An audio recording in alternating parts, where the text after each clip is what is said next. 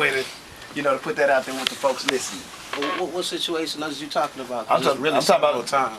Well, the one time I know for sure is I guess let's say the cops was behind you.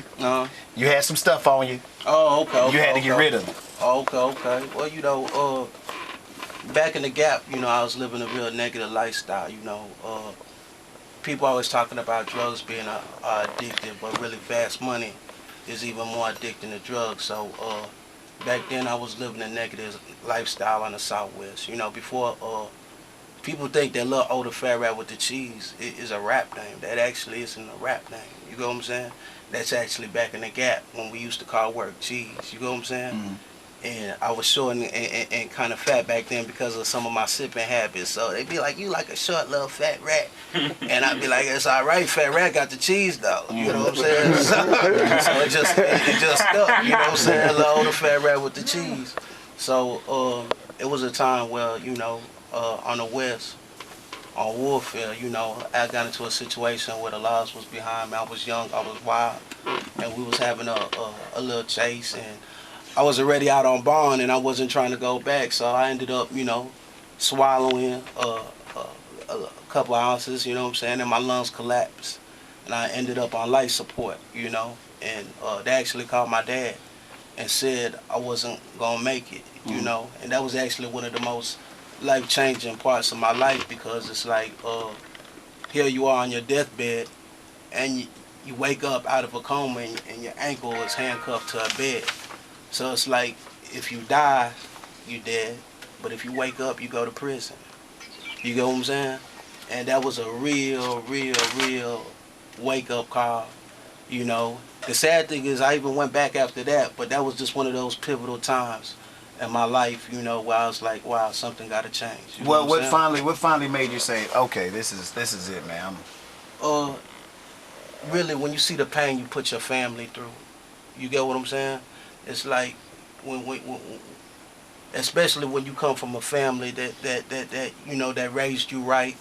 You get what I'm saying? Like, I don't come from I'm blessed to have a father that was a good role model, a father that did his best to give me a positive example. You know what I'm saying? So it's a big disappointment to see the pain you put your family through. And what made you go down the wrong route, you think?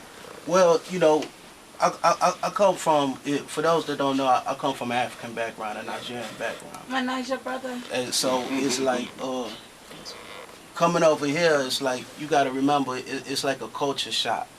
As far as in, like, growing up at times, it's like when you say you want Jordans that are $175, and someone tells you that they was 28 years old before they had some shoes that was $125, what does a kid need with $175 shoes? Mm-hmm.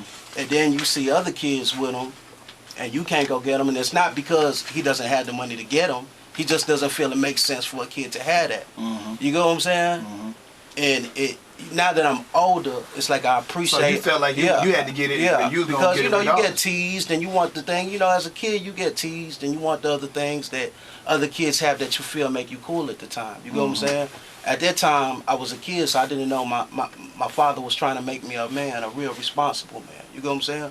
But when you're a kid, you don't know no better. So when you can't have those kind of things, and you see other kids, getting them, and they're like, well, oh, we all going to get the J's, and they like, well, I can't get the J's, well, and someone says, well, I know how you can get them, and you do it once, then you do it twice, then the next thing you know, you addicted.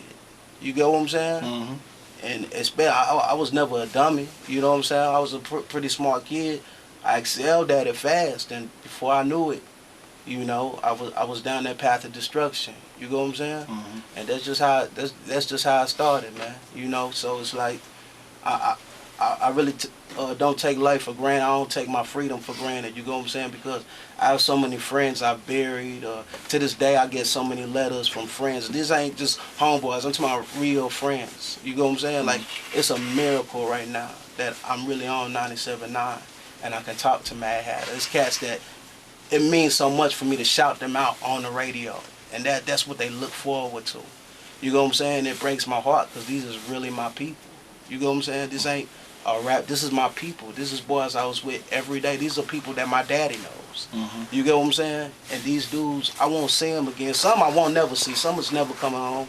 Some when I do see them, they'll be old man. You get what I'm saying? So it's like I really look at life different than because I've really seen what a lot of these dudes rap about that I know they really ain't seen. You ain't never really seen it, because if you did, you'd really try to stay out the way. You get what I'm saying? So, and that's how it goes. You feel me? Lil O, Z-Ro in the studio with us this morning. We're gonna break for a second. We'll be right back with Z-Ro and Lil O. 97.9 The Box. It's 3 before the top of the hour.